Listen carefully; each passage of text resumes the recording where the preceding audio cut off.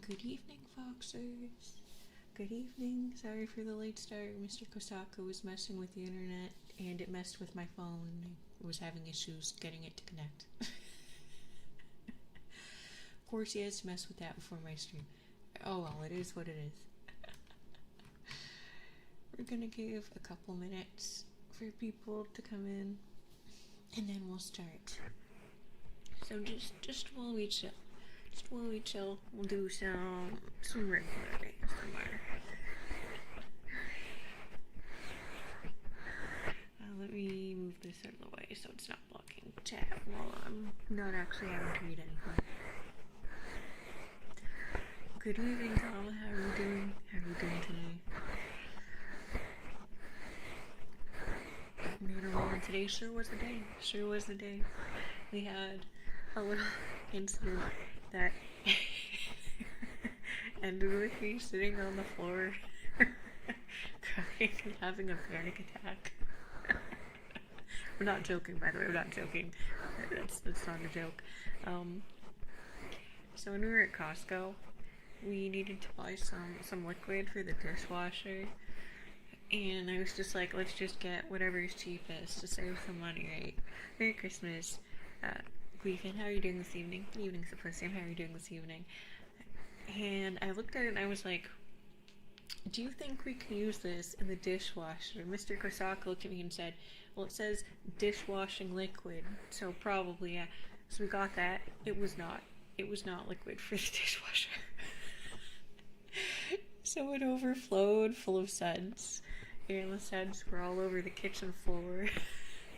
And this was after I'd already run the dishwasher 3 times. Once the night before, once in the morning, and it still wasn't working, and then we put in the soap. Because it was just having issues with the tabs for whatever reason. It was the last time, so it was like, whatever. And I was just like crying. Because the baby's bottles weren't clean, and I was stressed out.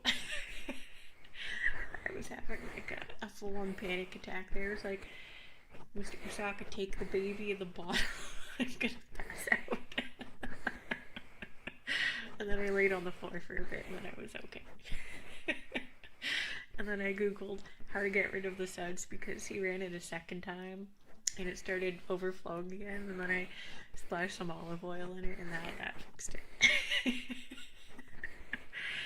Great Christmas Eve. Great Christmas Eve. Good evening, Vetster. How are you doing this evening? That was fun. That was fun. Fun quotation marks. But we got the proper liquid, and it didn't happen again after that, so that's good. But that was extremely stressful. You know how it be. 2025 has just not been the bestest year in the world. So, I'm actually quite happy to see it end. Here's hoping 2026 starts off a little better.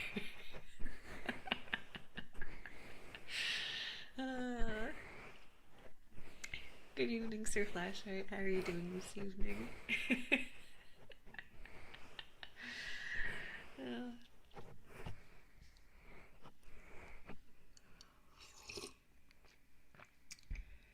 Next time, look for dishwasher liquid instead.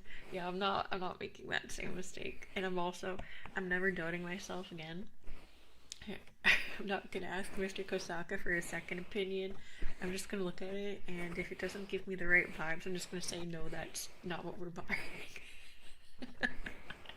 The problem was that I second guessed myself when I shouldn't have. I was like, I don't think it's right, but I'll ask for a second opinion. That was the wrong answer.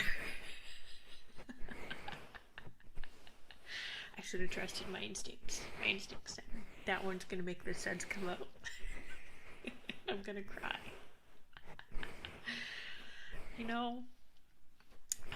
It's okay. It's okay to just let it out sometimes.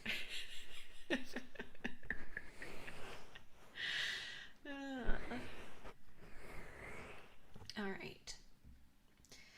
So, I was kind of wrong. This isn't a book with pages. It's a book with, thick cardboard for some reason. So you're not gonna get, the page turning ASMR I was hoping for, but it is what it is.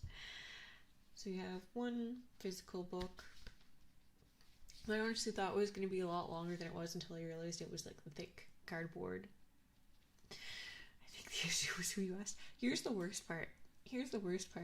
Afterwards, he gave me this addendum that it wasn't the first time that had happened to him. If I'd known that, like, he knew that was the thing that could happen. I knew that was the thing that could happen. That's why I asked for the second opinion. Anyways. Well, now I know better. So we have one physical book with the thick cardboard pages, and we have two really, really old books in like PDF format type of thing. So we'll read those. There were some really long ones, but I didn't want to do anything like super mega long. Yeah, I know, right? I was like, wait, this has happened before. Good evening, WSTC. How are you doing this evening? So, just to preface this, because not everyone's super familiar with Christmas, but it does have a bit of a religious background, even though nowadays it's a decently secular holiday. I celebrate it secularly, but because these are older stories, there may or may not be like some bits of references to religion. I don't know. One of these I have read before, The Little Match Girl, but I don't know. And of course I know The Night Before Christmas, and that one's fine. But I don't know about The Gift of the Magi. That was just like one that was within the length of stories I'm going with. So if there's anything like kind of religious in it and it makes it a little comfortable, then I apologize. No worries if you need to scoot. Alright, so while I'm reading the stories, I won't be stopping to read comments, but I will stop like if there's anything to respond to afterwards, then I'll read it afterwards.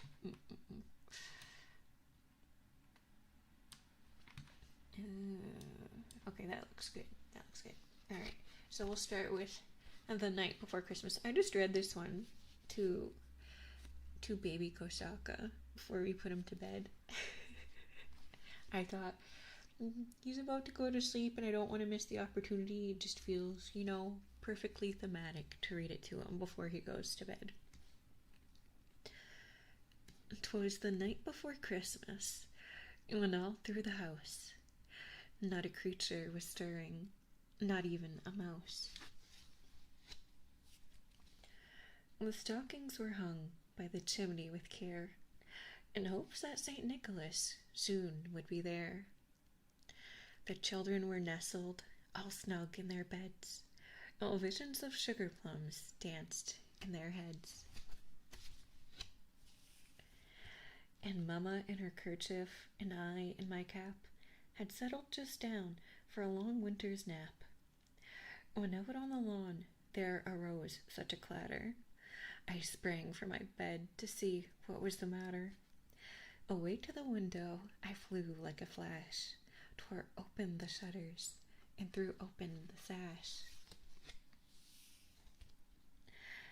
The moon on the breast of the new fallen snow gave a luster of midday to objects below, when what to my wondering eyes should appear but a miniature sleigh and 8 tiny reindeer, with a little old driver, so lively and quick, I knew in a moment it must be Saint Nick.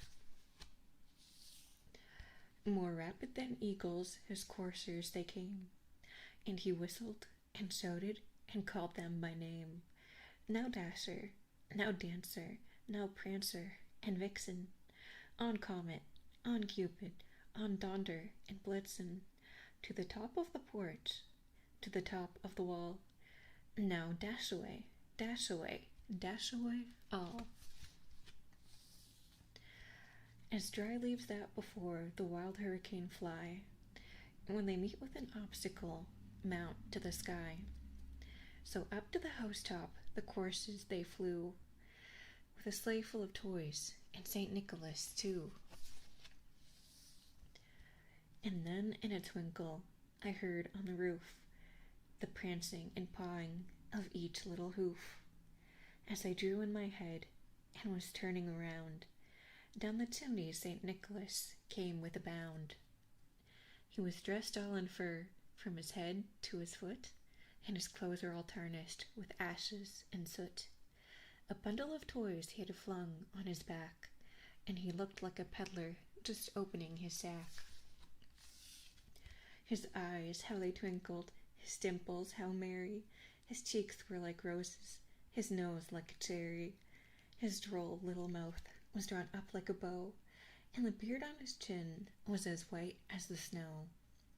The stump of a pipe he held tight in his teeth, and the smoke, it encircled his head like a wreath. He had a broad face and a round belly that shook when he laughed like a bowl full of jelly. He was chubby and plump, a right jolly old elf, and I laughed when I saw him, in spite of myself. A wink of his eye and a twist of his head soon gave me to know I had nothing to dread. He sprang to his sleigh, to his team gave a whistle, and away they all flew like the down of a thistle. But I heard him exclaim as he drove out of sight, "Happy Christmas to all, and to all a good night."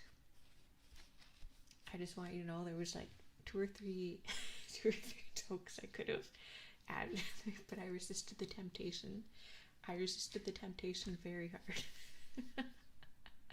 Good evening, O'Malley. How are you doing this evening? Good evening, Scooby Snacks. How are you doing this evening? So that one's pretty short. That's okay. These two are longer. This one is 2 pages. How many pages is this one? Okay, this one's 4. Okay, so we'll do them in order of length. I almost put my cup of water on the book. That would have been rude. Alright, let me just center that. Alright, up next is The Little Match Girl. I read this one when I was a little girl.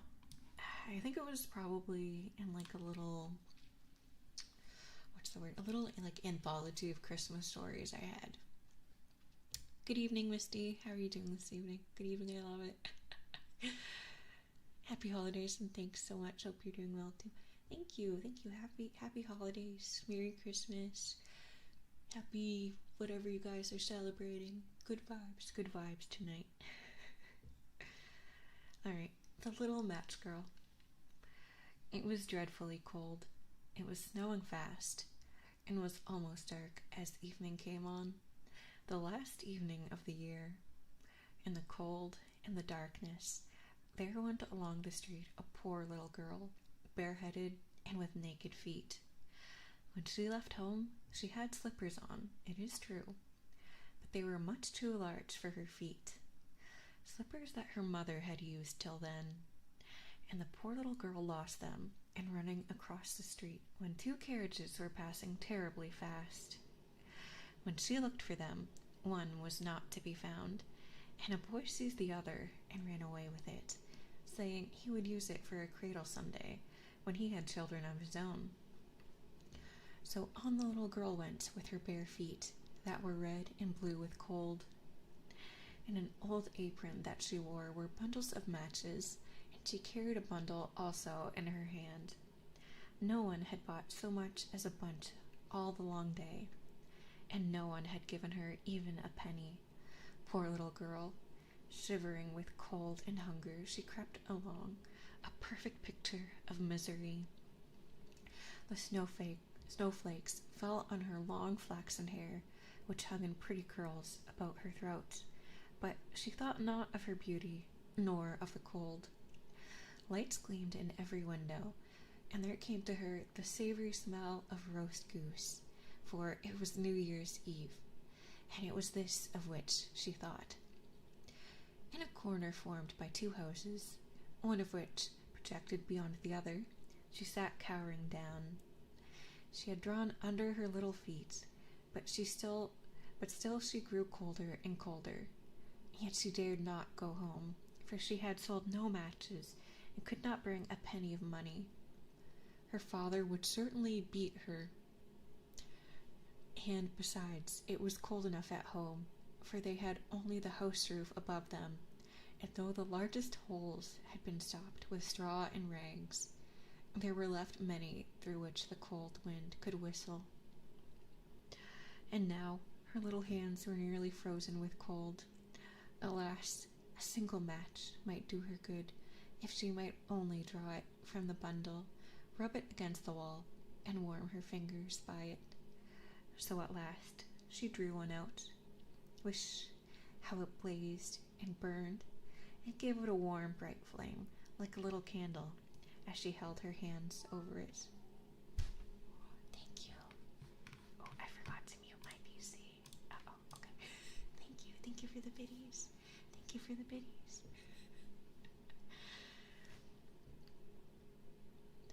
A wonderful little light it was. It really seemed to the little girl as if she sat before a great iron stove with polished brass feet and brass shovel and tongs. So blessedly it burned that the little maiden stretched out her feet to warm them also. How comfortable she was! But lo, the flame went out, the stove vanished, and nothing remained but the little burnt match in her hand. She rubbed another match against the wall.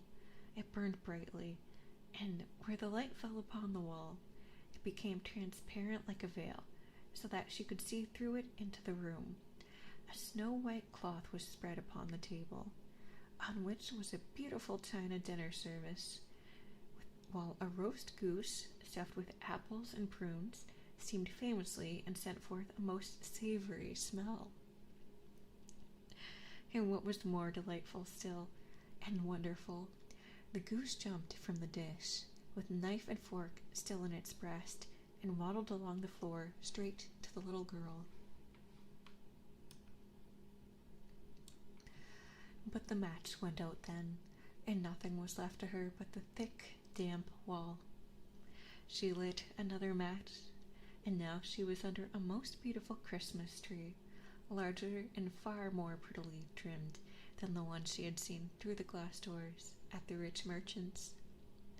Hundreds of wax tapers were burning on the green branches, and gay figures, such as she had seen in shop windows, looked down upon her. The child stretched out her hands to them. Then the match went out. Still, the lights of the Christmas tree rose higher and higher. She saw them now as stars in heaven, and one of them fell, forming a long trail of fire. Now someone is dying, murmured the child softly, for her grandmother, the only person who had loved her, and who was now dead, had told her that whenever a star falls, a soul mounts up to God.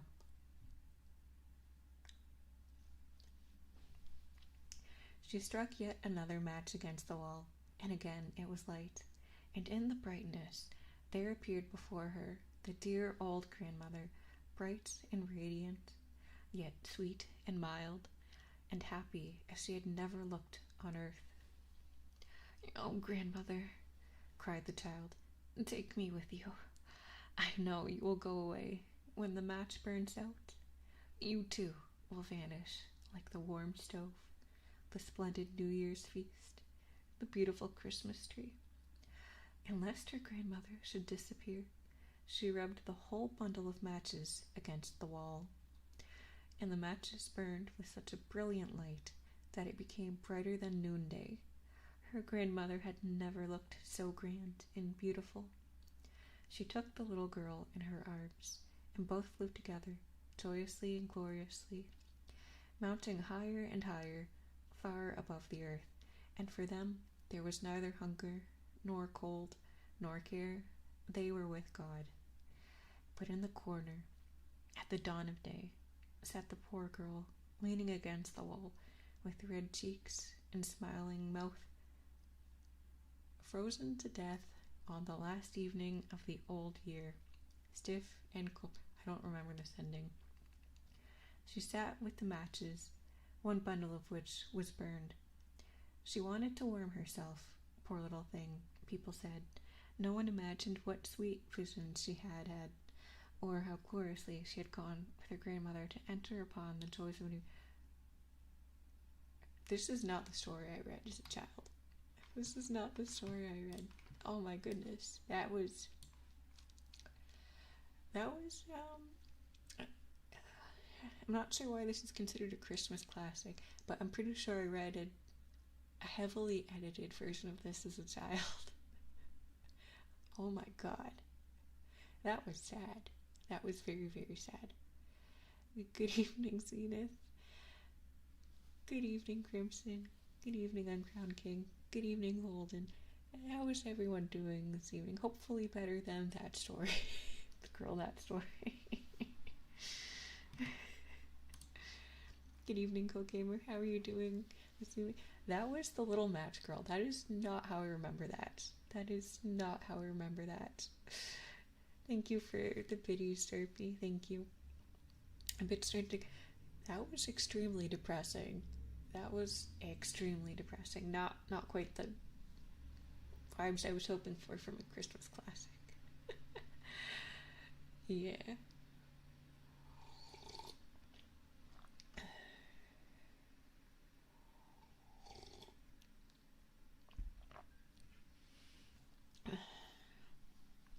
That was thought-invoking. Maybe not in a good way. Alright, the next story, hopefully a little less depressing, because I literally don't know anything about this one. That story got morbid so fast. Yes, it did.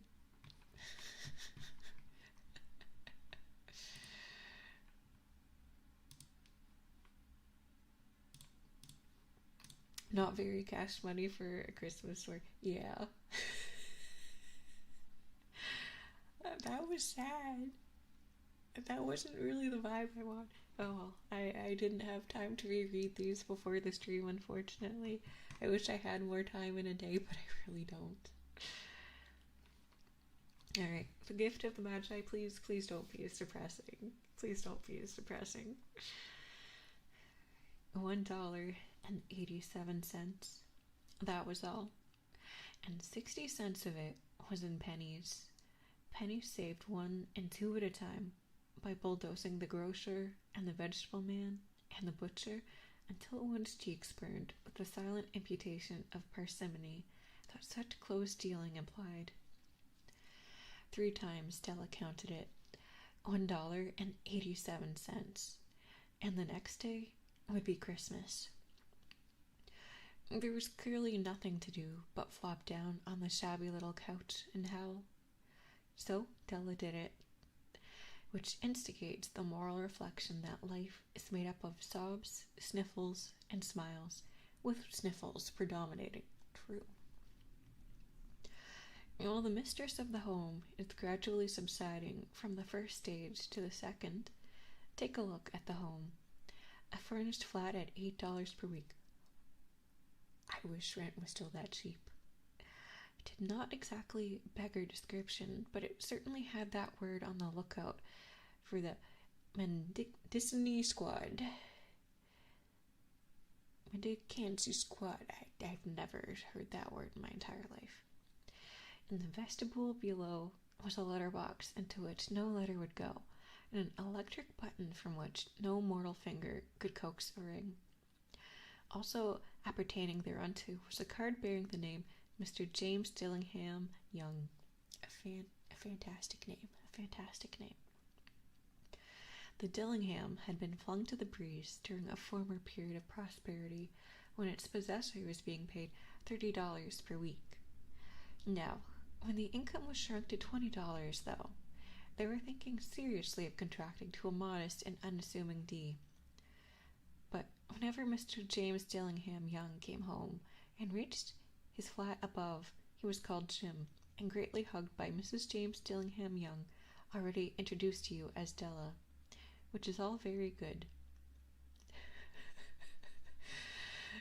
They didn't include her first name in that. That's interesting. Della finished her cry and tended to her cheeks with the powder rag. She stood by the window and looked out dully at a grey cat walking a grey fence in a grey backyard. Tomorrow would be Christmas Day, and she only had $1.87 with which to buy Jim a present. She had been saving every penny she could for months, with this result. $20 a week doesn't go far. Expenses had been greater than she'd calculated. They always are. Only $1.87 to buy a present for Jim, her Jim. Many a happy hour she had spent planning for something nice for him. Something fine and rare and sterling. Something just a little bit near to being worthy of the honor of being owned by Jim. Kinky. There was a pier glass between the windows of the room. Perhaps you've seen a pier glass in an $8 flat. I don't even know what that is. A very thin and very agile person may, by observing his reflection in a rapid sequence of longitudinal strips, obtain a fairly accurate conception of his looks. Della, being slender, had mastered the art. Suddenly she whirled from the window and stood before the glass. Her eyes were shining brilliantly, but her face had lost its color within 20 seconds. Rapidly, she pulled down her hair and let it fall to its full length. Now, there were two possessions of the James Dillingham Youngs in which they both took a mighty pride. One was Jim's gold watch that had been his father's and his grandfather's. The other was Stella's hair. Had the Queen of Sheba lived in the flat across the air shaft, Della would have let her hair hang out the window some day to dry, just to depreciate Her Majesty's jewels and gifts. Okay.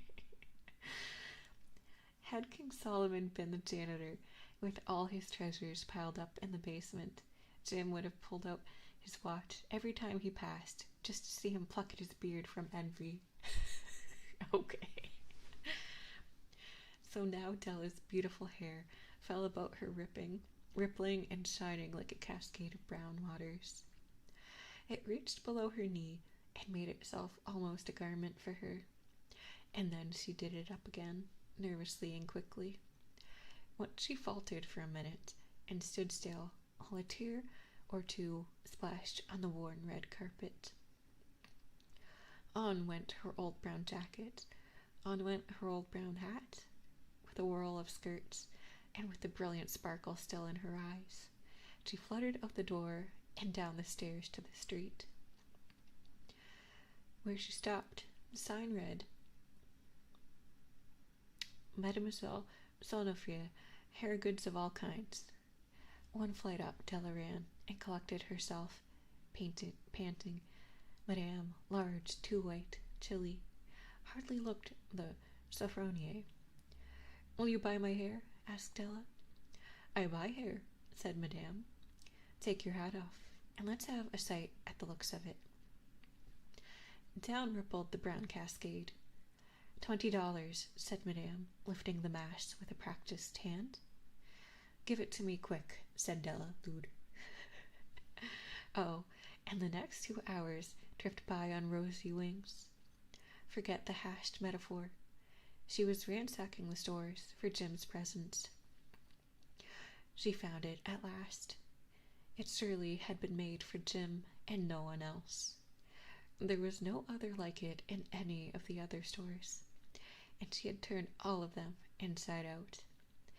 It was a platinum fob chain, simple and chaste in design, properly proclaiming its value by substance alone and not by meretricious ornamentation, as all good things should do.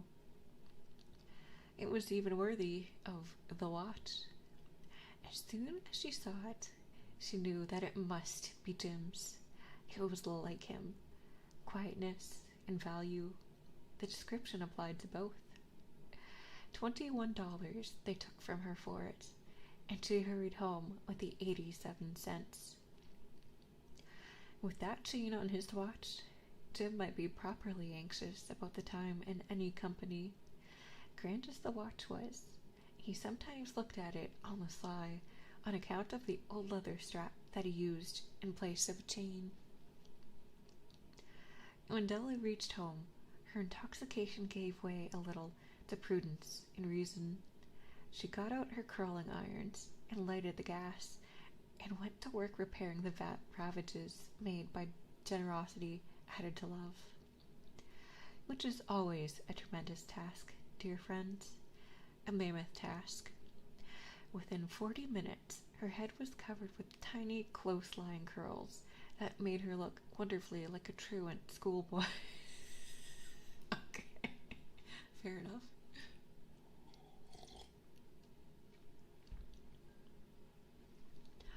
She looked at her reflection in the mirror long, carefully, and critically. If Jim doesn't kill me, she said to herself, before he takes a second look at me, he'll say I look like a Coney Island chorus girl.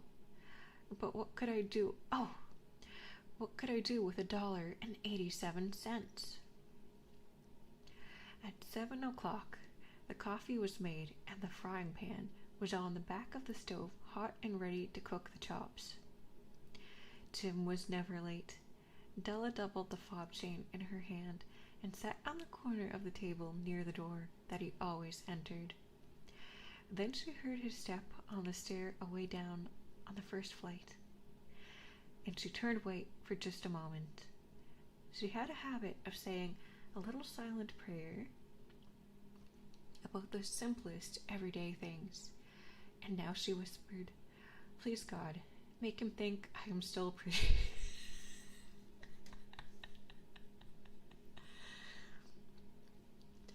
And the door opened, and Jim stepped in and closed it. He looked thin and very serious. Poor fellow, he was only 22, and to be burdened with a family, he needed a new overcoat, and he was without gloves. Jim stopped inside the door, as immovable as a setter of the scent of quail. What does that even mean? His eyes were fixed upon Della, and there was an expression in them that she could not read, and it terrified her. It was not anger, nor surprise, nor disapproval, nor horror, nor any of the sentiments that she had been prepared for. He simply stared at her fixedly with the peculiar expression on his face. Della wriggled off the table and went for him. "Jim, darling," she cried, "don't look at me that way. I had my hair cut off and sold because I couldn't have lived through Christmas without giving you a present. It'll grow out again. You won't mind, will you? I just had to do it. My hair grows awfully fast. Say Merry Christmas, Jim, and let's be happy. You don't know what a beautiful, nice gift I've got for you." "You've cut off your hair?" asked Jim laboriously, as if he had not arrived at that patent fact, yet even after the hardest mental labor. "Cut it off and sold it," said Della. "Don't you like me just as well, anyhow? And me without my hair, ain't I?" Jim looked about the room curiously. "You say your hair is gone?" he said, with an air almost of idiocy. "You needn't look for it," said Della. "It's sold, I tell you. It's sold and gone, too. It's Christmas Eve, boy. Be good to me, for it went for you. Maybe the hairs in my head were numbered," she went on with a sudden serious sweetness, "but nobody could ever count my love for you. Shall I put the chops on, Jim?" Such a casual conversation.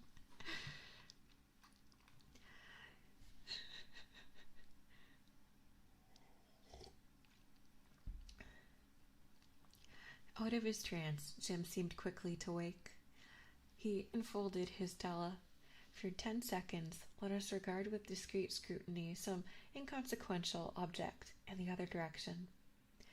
$8 a week, or $1 million a year.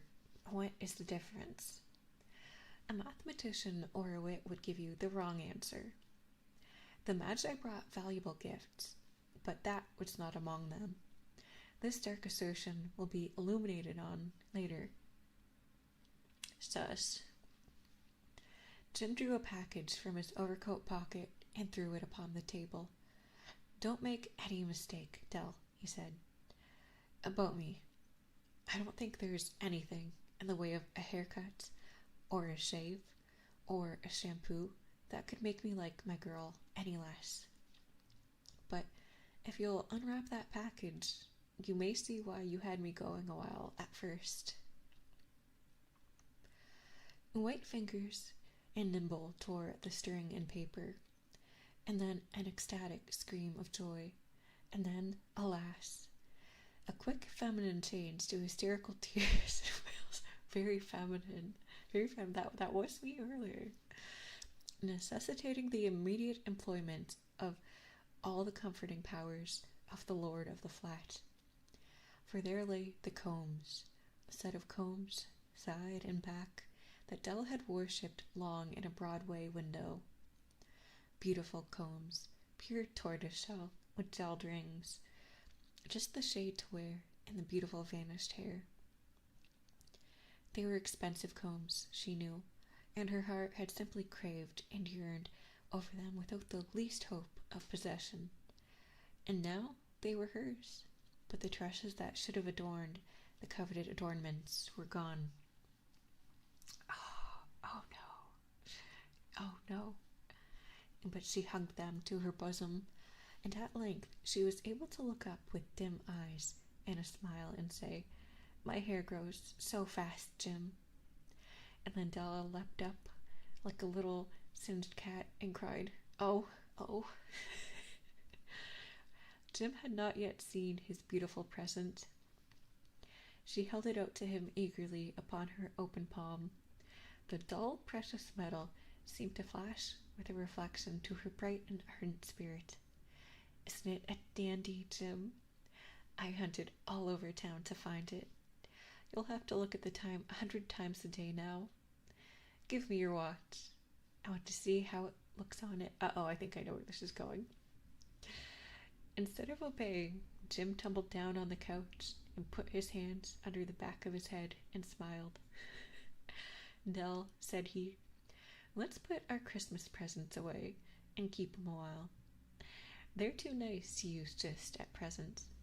I sold the watch to get the money to buy your combs. And now suppose you put the chops on. The Magi, as you know, were wise men, wonderfully wise men, who brought gifts to the babe in the manger. They invented the art of giving Christmas presents. Being wise, their gifts were no doubt wise ones, possibly bearing the privilege of exchange in case of duplication. And here I have lamely related to you the uneventful chronicle of two foolish children in a flat who most unwisely sacrificed for each other the greatest treasures of their house. But in a last word to the wise of these days, let it be said that of all those who give gifts, these two were the wisest. Of all who give and receive gifts, such as they are the wisest. Everywhere they are wisest. They are the Magi. Okay, well, I'm glad that wasn't as depressing as the little match girl. That was interesting. I like that. Good evening, raccoon puppy boy. Good evening, Hushka. Good evening, hamster. Good evening, Troy. How is everyone doing this evening? What was the story about? It's like a moral story about self-sacrifice for the one you love, putting your loved one above yourself. Each of them sold off what was their most prized possession in order to get the other person the perfect Christmas gift. If they didn't just sell something, they sold their most prized personal possession. For Jim, it was his watch, and for Della, it was her hair, her prized hair that she was very proud of, so she sold her pride. I mean, at least her hair is a little easier to get back than the watch. I mean, good luck finding that, Tim.